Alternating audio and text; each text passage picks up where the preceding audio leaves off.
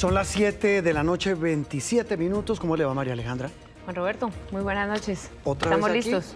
Estamos listos, sí señora. Estamos en el arranque de un año que es crucial para Colombia y esto que van a ustedes ver a continuación, pues se les hace familiar y hace parte de la cobertura de Noticias Caracol. En este momento oficialmente arrancamos nuestro conteo regresivo que indica que faltan 48 días, 12 horas, 31 minutos y 53 segundos para las elecciones al Congreso y las consultas interpartidistas en las que se va a escoger candidatos, algunos candidatos a la presidencia de la República. La primera de las tres citas que los colombianos tendremos en este 2026 en las urnas y que podría, María Alejandra y televidente, reconfigurar el mapa político de nuestro país. Van a ser jornadas intensas, cargadas de mucha atención y por supuesto de mucha expectativa. Así haya tensiones, Juan Roberto, así exista en el país esta polarización.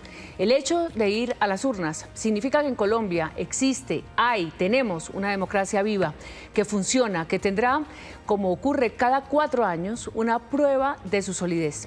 Expertos en democracia alrededor del mundo y de Colombia coinciden en que el escepticismo y el agotamiento de los ciudadanos constituyen el gran reto de estas elecciones, el compromiso de los colombianos, de los ciudadanos, para participar con su voto en la definición de su futuro. De eso vamos a hablar hoy y comenzaremos desde hoy a hablar de esto porque arrancamos la cobertura de Colombia Decide 2026 que incluye eso, analistas, pero también la voz de las regiones, las expectativas de los colombianos y lo que piden a quien aspire a gobernar a Colombia. Y claro, por supuesto, vamos a tener todos los espacios en nuestra pantalla abierta y en todas las plataformas digitales para garantizar la pluralidad y el equilibrio, para que las propuestas de los candidatos sean escuchadas. Tal vez, María Alejandra, la voz y la necesidad clave en este momento de que el periodismo se ponga al servicio de la democracia. El periodismo, como siempre, es un servicio público y, por tanto, vamos a estar trayendo voces que puedan responder a tantas preguntas. ¿Qué tanto se puede mover el péndulo político? ¿Se va a renovar el poder legislativo, ese Congreso de la República que tiene todavía tanto por darle al país? ¿Podrá el presidente Petro mantener el modelo de país a partir de una candidatura de continuidad o la oposición podrá convertir en votos su rechazo, sus declaraciones a la actual administración? También será la oportunidad para un candidato o para una candidata que esté en el centro del espectro político y rompa esa polarización. Son algunas de las preguntas que tienen hoy los ciudadanos de cara a estas elecciones. Sí, señora, esa es nuestra invitación a que nos acompañen desde hoy en el cubrimiento especial que va a ir hasta el 7 de agosto, cuando se posesione la persona que haya escogido Colombia para manejar los destinos de nuestro país en los próximos 4 años. A las 7:30 minutos saludamos a nuestros invitados. El primero de ellos está aquí en estudio. Es un gusto saludar al doctor Hernán Penago, señor registrador nacional del Estado Civil. Casi nada, tiene déjame decirlo, el chicharrón, la misión enorme, registrador,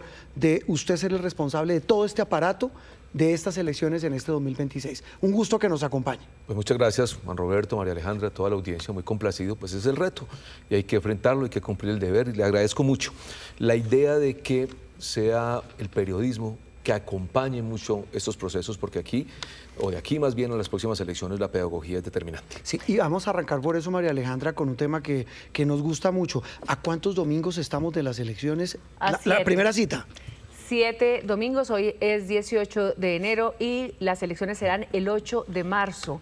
Así que tenemos muy pocas semanas, apenas 7 semanas, para que Colombia entienda qué es lo que va a pasar ese domingo 8 de marzo, que es la primera cita electoral. No solamente Senado y Cámara, no solamente el Congreso, sino estas consultas interpartidistas que desde hace varias elecciones se metieron, digamos, se colaron así en estas elecciones de Congreso y han movido la dinámica electoral a la presidencia. Sí, señor, señor registrador, mencionaba María Alejandra, en 7 domingos, el 8 de marzo, estaremos ya en la elección de Congreso y de consultas, de lo que ya hablaremos más adelante. La siguiente cita, primera vuelta presidencial. 31 de mayo y 3 semanas después, la segunda vuelta sí la hay. Sí la hay. Registrador, hoy, ¿quiénes se pueden todavía inscribir su cédula? ¿Quién puede inscribirla todavía? ¿Se puede para poder votar? Sí, muy importante. Hasta el 8 de enero se cerraron las inscripciones para Congreso de la República. Se mantienen abiertas para Presidencia de la República hasta el 31 de marzo. Ah, sí, para la de 8 ya no se puede. Para el 8 ya se cerró el censo, se está consolidando ese censo y se publicará dentro de un mes. quienes decidan inscribirse porque cambiaron su domicilio electoral durante estos días y hasta el 31 de marzo, solo podrán votar para la presidencia de la República. Eso es muy importante, porque ocurre que muchos ciudadanos se inscriben por estas épocas hasta el 31, van a pretender votar para el Congreso y es donde se presentan, digamos, circunstancias donde señalan que de pronto es que por qué no los dejan votar, que hicieron su inscripción. No, ya está cerrado el censo para Congreso, de aquí en adelante solo pueden votar para presidencia los que se inscriban hasta el 31 de marzo. Y es importante justamente esa información veraz que dé la registraduría en términos oficiales para que los ciudadanos confíen en el sistema electoral. Entonces, el 8 de marzo pueden ir a votar esas personas que ya estaban inscritas y que ya se inscribieron para el Congreso. ¿Cuántas personas están habilitadas hoy en Colombia para participar en en las elecciones en este año? Bueno, el censo aproximadamente está en 41.400.000 personas. Va a aumentar un poco porque estamos terminando de consolidar lo del exterior, algunas inscripciones que se hacen manuales, pero está por el orden de ese número. Esos serán los ciudadanos habilitados para votar en las elecciones del 8 de marzo para Congreso, Cámara y Senado. ¿Qué tanto aumentó el censo electoral registrador comparado con las elecciones pasadas, hace 4 años? Eran 39 millones. 39 millones de personas votaron en las elecciones de Congreso, de esas votaron el 48%, menos de la mitad del censo electoral eligió al Congreso, que hoy legisla para todos los colombianos. Una abstención muy alta. Y tampoco puedo cambiar el sitio de votación. Usted dice que ya para votar el 8 de marzo no me puedo inscribir. Si no me inscribí, puedo hacerlo para presidenciales. Lo puede hacer para presidencia. Ahora, para cambiar de sitio. Igual. Para cambiar de sitio, no. Usted lo que hace es acudir a alguna registraduría o a unos puntos móviles que hemos desplegado por muchos puntos del territorio nacional, por centros comerciales, por zonas industriales, bueno, es decir, en sitios concurridos, y la ciudadanía va con base en su domicilio, es decir, el lugar de su residencia, se inscribe y la misma registraduría lo ubica en un lugar cerca a su residencia. ¿Cuál es el objetivo?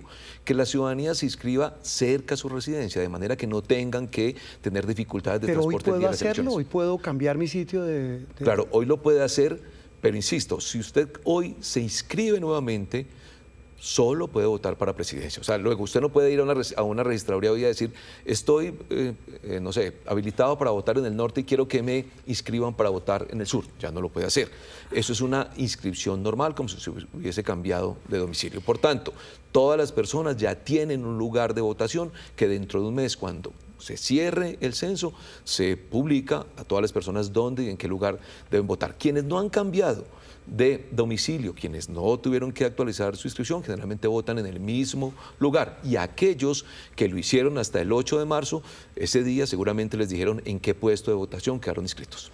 Es interesante la pregunta que hacemos cada 4 años, y es sobre el incentivo, el estímulo que hay para que los ciudadanos vayan a las urnas. Un 48% de participación todavía deja un espacio muy, muy grande para que participara alrededor, pues por lo menos más de la mitad. ¿Qué se necesita para que el ciudadano hoy realmente sienta ese compromiso? Ustedes desde la registraduría siempre tienen campañas invitando a la participación, pero ¿qué le diría usted a un ciudadano que todavía cree que no es importante votar? Pues lo primero es decirles que el voto no puede entenderse como un derecho exclusivo. Debe entenderse también como un deber, como una responsabilidad democrática. Hay momentos en que las naciones requieren de toda la ciudadanía para defender la democracia. Hoy la democracia no pasa por su mejor momento. En el planeta, en general hay 4.000 millones de personas que viven en regímenes autoritarios. La democracia se está deteriorando, hay una especie de recesión democrática, lo dicen todos los estudios mundiales. Luego la ciudadanía debe entender que es, digamos, el mejor sistema de gobierno, el que garantiza libertades, el que garantiza autonomías. La ciudadanía debe también ya entender que hay una responsabilidad con el país y con la nación. Pero además de eso, también entender que cuando hay esas quejas por malos gobernantes o porque los cuerpos colegiados funcionan de una u otra manera, cuando la gente quiere reclamar, pues lo primero que tiene que entender es que debió haber participado. Luego aquí se trata es de, en últimas, pedirle a la ciudadanía que es una forma de defender la democracia y el Estado de Derecho. Sí, mire, a propósito de eso, el registrador y María Alejandra, 7:37 minutos, y lo hablábamos al comienzo de este especial, va a ser clave escuchar a personas que analizan casi que minuto a minuto, que miran como en una especie de dron el panorama general, ese que menciona sobre el estado y la salud de la democracia. Y el invitado de hoy es bien interesante. Leonardo García Suárez es politólogo, de hace mucho tiempo lo conocemos, haciendo análisis juiciosos a través de la empresa de la que es socio, que es SPIC Consultoría de Reputación, pero más allá de eso, María Alejandra, Leonardo se ha dedicado a hablar de estos temas, de la salud de la democracia y los temas que la enferman. Leonardo, ¿cómo le va? Gusto saludarlo. Juan Roberto, buenas noches. María Alejandra, buenas noches. Un saludo para el señor registrador. Bueno, Leonardo, su primera aproximación a esto que mencionaba el registrador, la salud de la democracia se mide en el nivel de participación, entre otras cosas. ¿Cómo ve usted hoy ese panorama y esa salud de la democracia de cara a esta cita crucial que vamos a tener en este 2026? Estoy de acuerdo con la afirmación con la que arrancó María Alejandra en el sentido de ser muy optimista frente al escenario que tenemos. Yo diría que un punto muy clave para entender el escenario electoral colombiano en este momento es que Colombia no está rota ni capturada, está cansada. Estamos viviendo un escenario de policrisis, hay muchos elementos de crisis en temas económicos, institucionales, emocionales de la sociedad colombiana, y eso hace que se gobierne en tiempo real, desafortunadamente por X.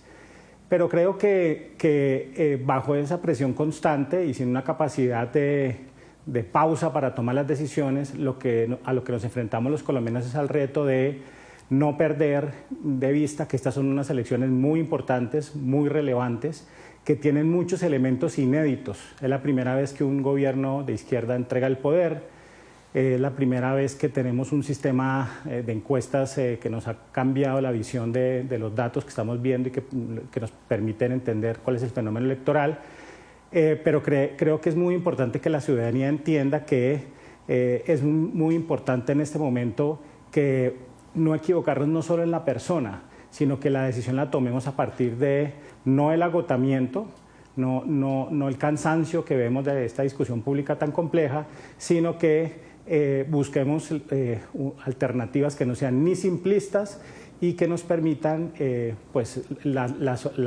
entrar a solucionar problemas complejos de manera estructurada y estratégica. Entonces creo que estas elecciones son muy relevantes y realmente tienen muchos elementos nuevos. Van a ser otra vez unas elecciones en redes sociales, van a tener unos elementos de contexto internacional que nos van a estar afectando, entonces tienen una cantidad de factores que hacen que sean unas elecciones inéditas, como lo dije, pero sobre todo muy trascendentales para la historia política del país. Leonardo, usted menciona el contexto internacional y es clave para todos en el planeta, además, lo que está haciendo Donald Trump. Esa relación de el presidente Trump de Estados Unidos con la política colombiana, con las campañas que ha participado también, como ya sabemos, en algunos otros países.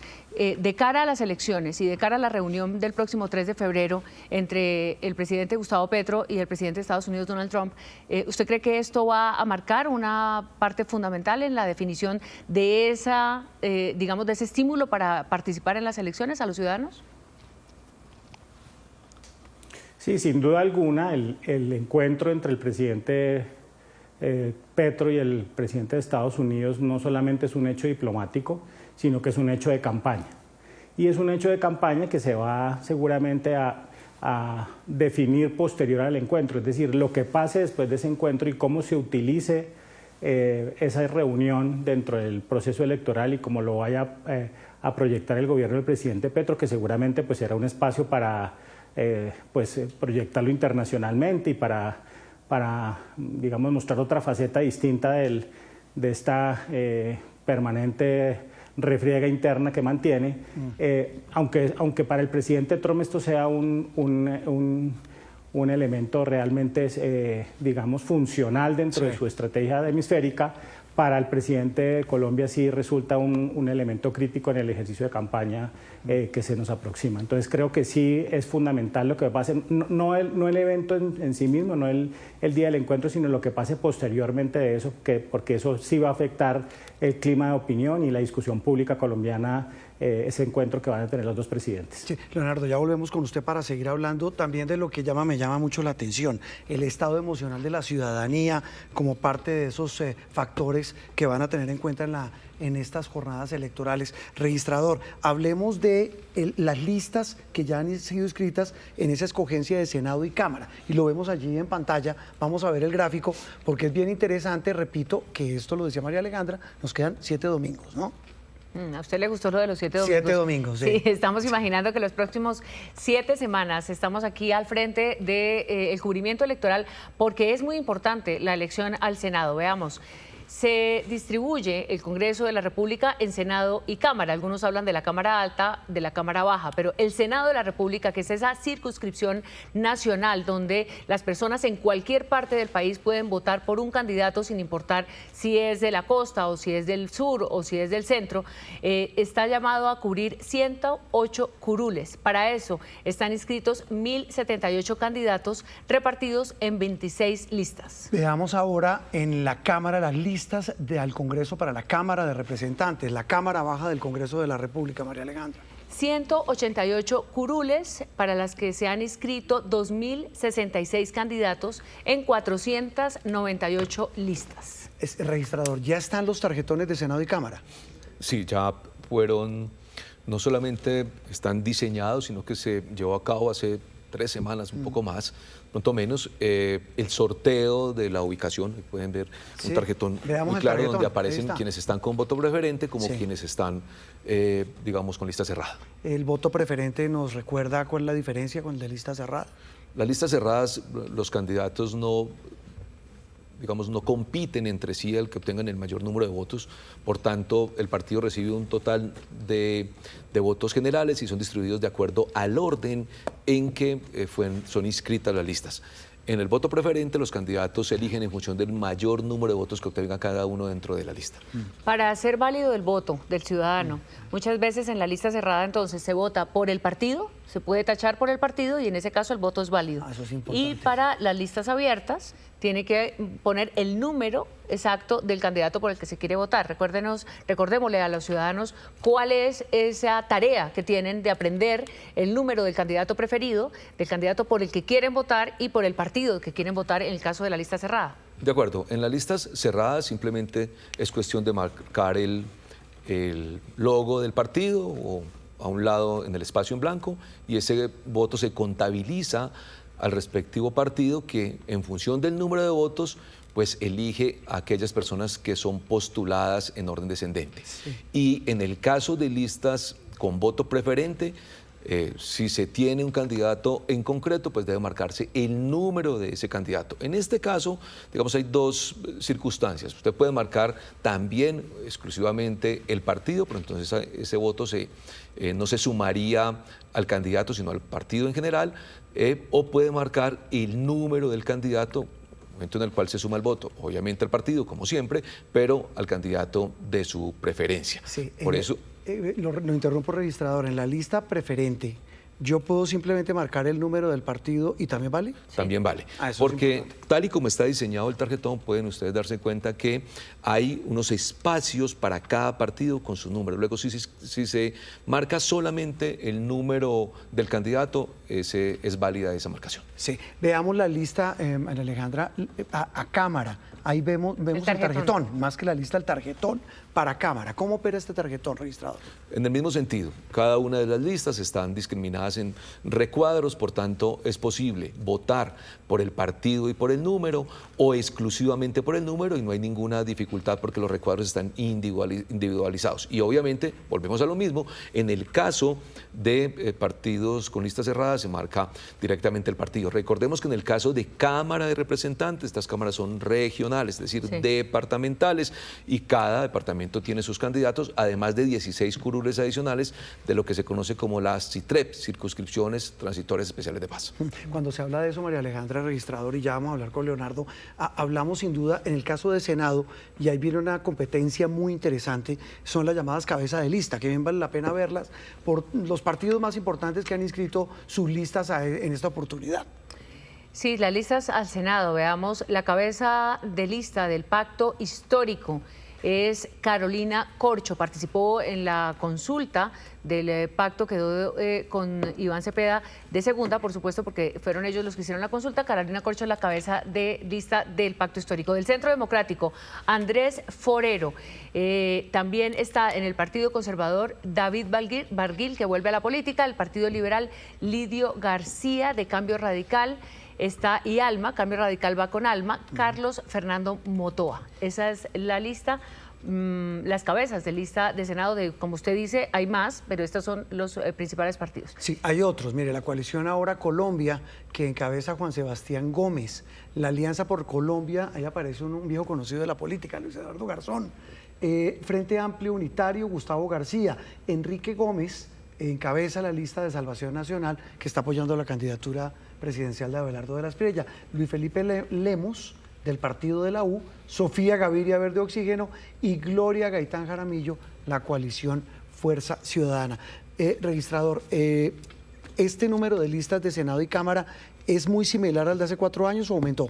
Sí, es semejante, aumentó en una proporción, digamos, un poco pequeña, pero normalmente, como se dieron por coaliciones, se mantuvo más o menos, digamos, un promedio homogéneo, a pesar de que en Colombia hoy existen 28 partidos políticos. Recordemos que, por ejemplo, en el año 2017 existían 17 partidos.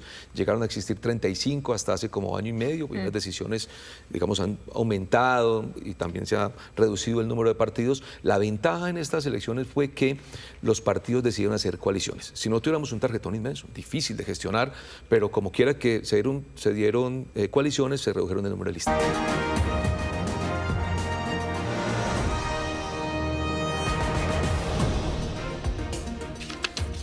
Son las 7 de la noche, 56 minutos. Seguimos en este especial de Noticias Caracol. El arranque de Colombia decide, con la pedagogía, con el panorama electoral y también con el análisis. Antes de seguir, antes de la pausa, decíamos María Alejandra, hablamos de lo que venía, lo hablábamos con el señor registrador nacional del Estado Civil, Hernán Penagos, el escenario del panorama en el Congreso. Ya vamos a hablar de las consultas, pero hay que hacer una fe de erratas. En el número de curules que habíamos previsto tanto para Senado como para Cámara, quite 10. 5 y 5, porque recuerde usted que contábamos las 5 curules que fueron fruto del acuerdo de paz que se les dio a los exintegrantes de la guerrilla de las FARC. Y que se dieron por 2 periodos y este año exacto, ya no se dan automáticamente. 8 años. Entonces, miren, en Senado son 103. Sí, hay que restar las 5 de las FARC, de lo que llaman hoy el Partido Comunes. Sí. Y 5 en Cámara, que son entonces 182 las que están en juego y las que van a ser en esa elección. Hecha la aclaración, ahora sí, señor registrador, hablemos de la otra elección que hay en 7 domingos, el 8 de marzo, y es la de las consultas interpartidistas. ¿Hasta ahora cuántas hay inscritas?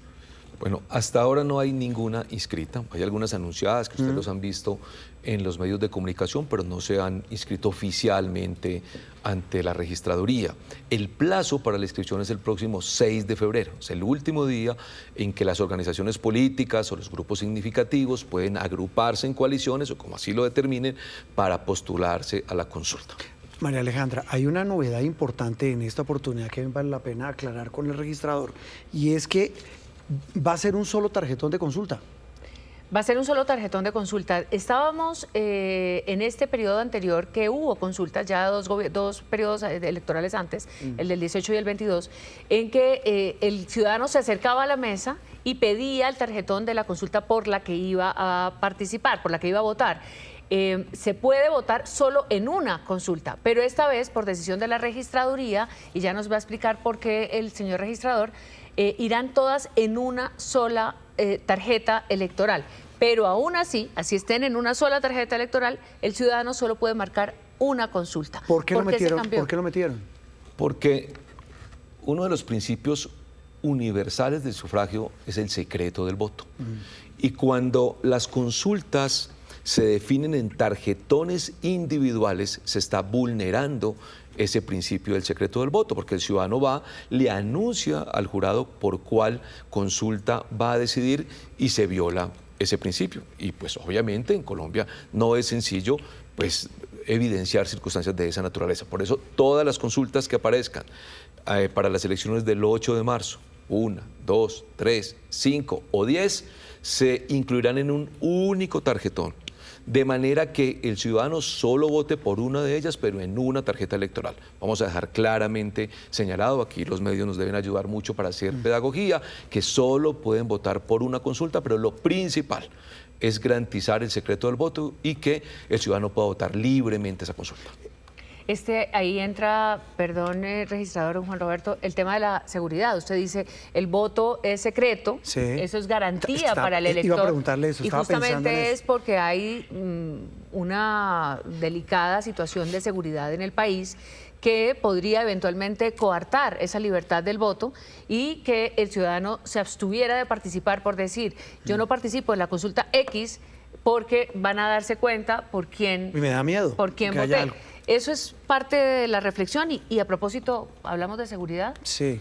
Pues sí, parte de la reflexión es, insisto, el secreto del voto. Habrá lugares que tengan que ver con incidencias de seguridad, pero en general es por respetar los principios universales de sufragio en el planeta. Ahora, en materia de seguridad, sin duda, hay que trabajar fuertemente. La fuerza pública deberá emplearse a fondo para garantizar que la ciudadanía vote, pero más que eso, para garantizar que la ciudadanía vote libremente. Hoy, el Ministerio de Defensa señala que son 104 los municipios que tienen alerta. Venimos trabajando muy fuerte con ellos, a instancias inclusive de la Procuraduría General de la Nación para evidenciar ese plan democracia y cruzarlo con lo que nosotros llamamos la Divipol, es decir, los puestos y mesas de votación en cada rincón de Colombia. Hay que hacer despliegues, hay que tomar decisiones, hay que llevar tropa, inclusive con semanas de anticipación, porque además de cuidar al elector, hay que cuidar a los demás actores electorales. Me refiero a los jurados, a los testigos, a los funcionarios de los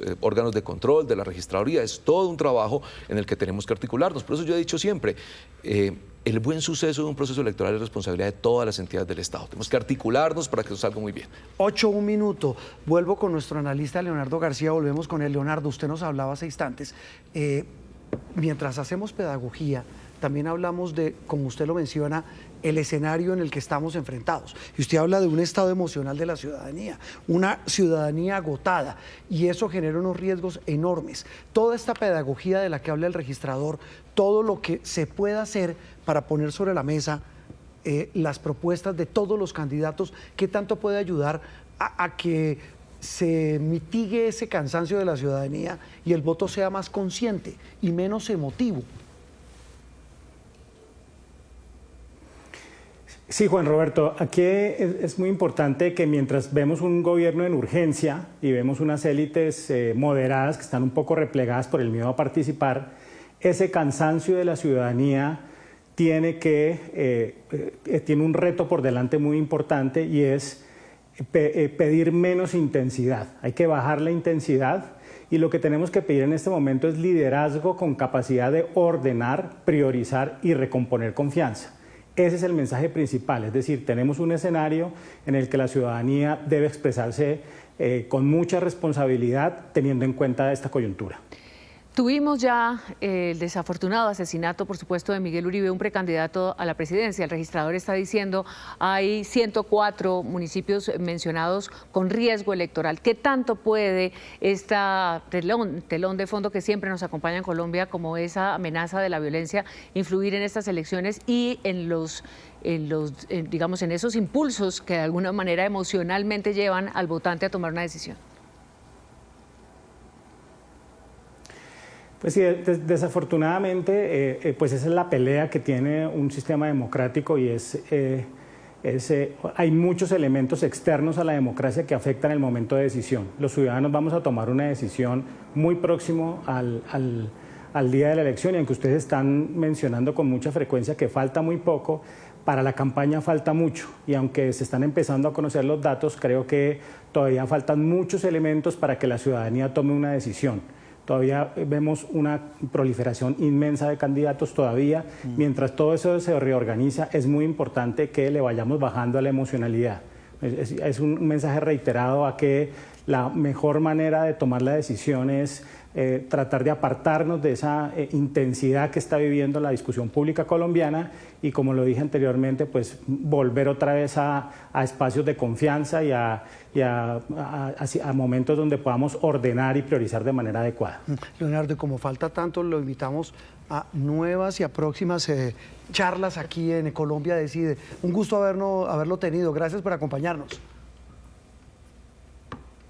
Muchísimas gracias, Juan Roberto, a ustedes. Saludos a los televidentes. Leonardo García, politólogo, hablando de esto, de lo que vamos a hablar, los factores. María Alejandra, y antes de volver con las consultas, registrador, nos preguntan por las curules indígenas. ¿Ahí hay otro tarjetón o van ahí mismo? No, son tarjetas individuales, es decir, se ha decidido que las tarjetas de votación ordinaria, es decir, las curules ordinarias que todos conocemos de Cámara de Representantes, irán en una tarjeta y las de curules indígenas irán en tarjetas separadas.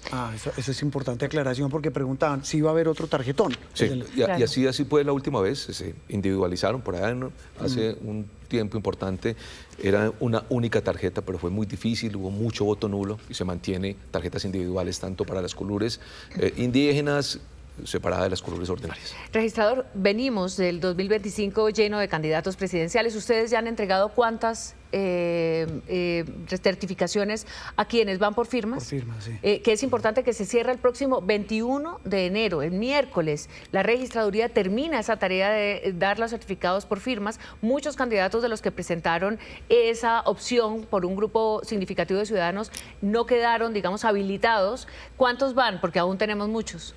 Bueno, se han avalado 12 candidatos de los que se presentaron, es decir, cumplieron con el requisito. 6 se negó esa certificación y faltan 4 o 5 por definir, que se está revisando, haciendo las correspondientes auditorías, cruzando con el archivo de identificación. Fue un trabajo muy complejo, porque nunca en la historia de Colombia se han presentado tantas firmas. ¿Y de dónde salió tanta firma? 28 millones, una cifra bien importante. Fue necesario trabajar desde el 21 de diciembre permanentemente. Afortunadamente cumplimos, ya tenemos revisadas todas esas firmas y de aquí al martes se tomará la decisión con los que faltan por certificar. Sí, el censo electoral, usted nos dice este año es de algo más de 41 millones, puede subir.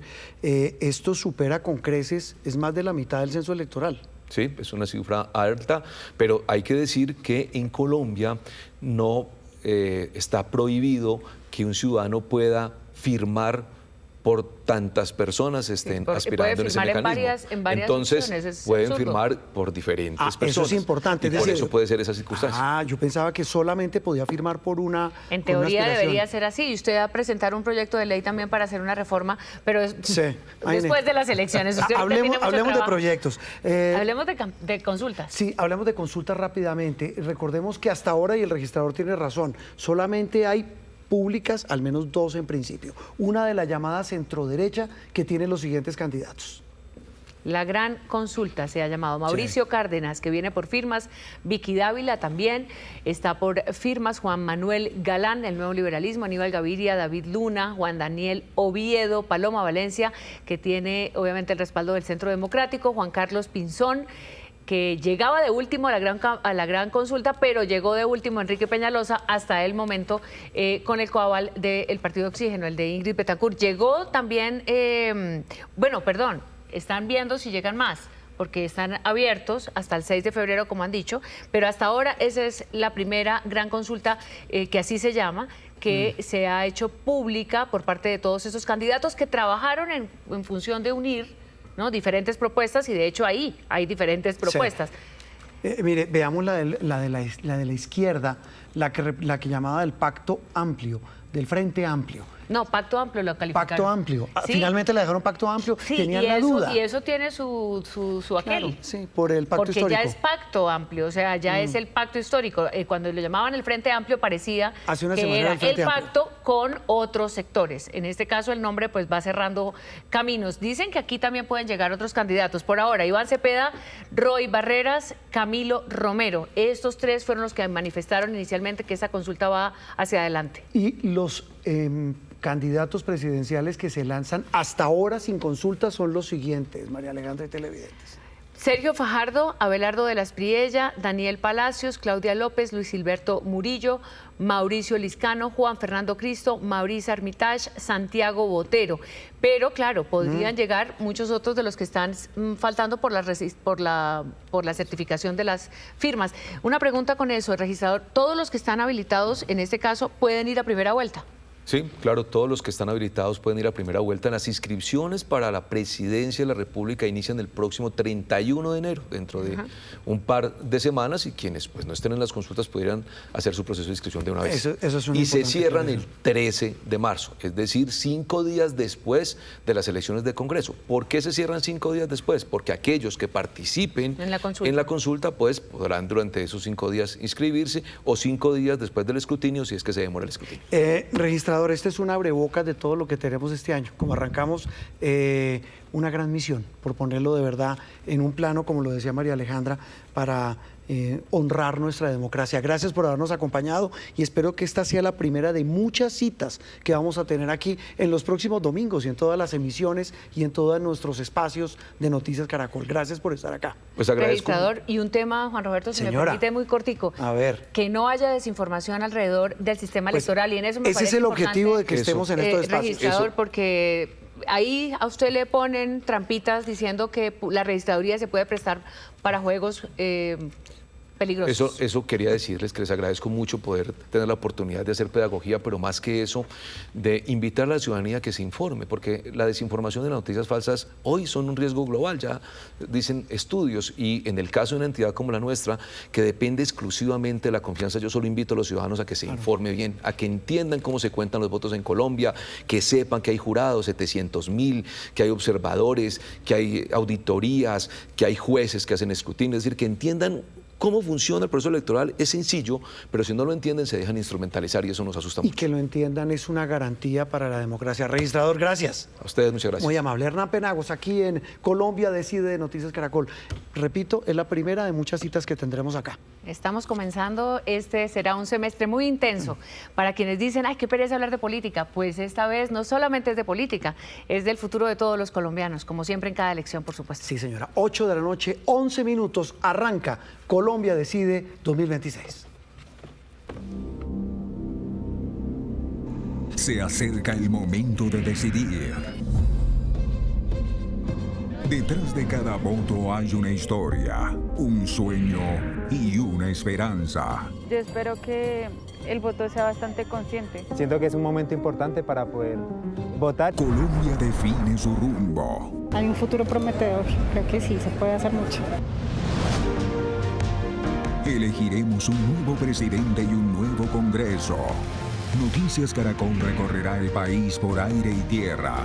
En el Bus Colombia, y esta vez también en avión, llegaremos a capitales y regiones apartadas. Tendremos espacios para escuchar las propuestas de los candidatos, porque la gente pide respuestas. Iremos más allá de los discursos. Revelaremos qué se esconde detrás del poder y de las estrategias de las campañas. Tendremos nuestra Plaza Caracol y debates decisivos para escucharlos sobre los temas claves para los ciudadanos. Ojalá sean buenos gobernantes, porque Colombia necesita que lo sean. Esperamos compromisos en la defensa del medio ambiente. Sobre uno de los problemas más críticos que es el proceso de deforestación en Colombia. Medidas para reforzar la seguridad. Soluciones en las vías, empleo y educación. Cubrimiento permanente de las movidas políticas. Va a ser un tema de campaña. Varios ministros tendrán que pasar a rendir cuentas. Análisis y diferentes puntos de vista para que ustedes saquen sus propias conclusiones. Esas 8 personas representan casi el 76% del total de la intención de voto. Todas nuestras pantallas y plataformas habilitadas. Nuestras emisiones de noticias. Investigamos lo que se oculta detrás de cada campaña política. Nuestro canal de streaming Noticias Caracol en vivo. En Dito y todas nuestras redes sociales. Información al instante que usted necesita saber para que vote bien informado. Fijando nuevas estrategias y recomponiendo sus equipos. Porque su voz cuenta y su voto decide. que haya un cambio real, no un cambio de promesas que nunca se cumplen. Más allá de la polarización, el país exige soluciones. Sea cual sea la elección de los colombianos, que sea lo más transparente posible. El país que queremos está en sus manos. El país que soñamos, lo elegimos juntos. Que los demás no elijan por usted. Salga a votar. Colombia Decide 2026. Noticias Caracol. Primero la gente.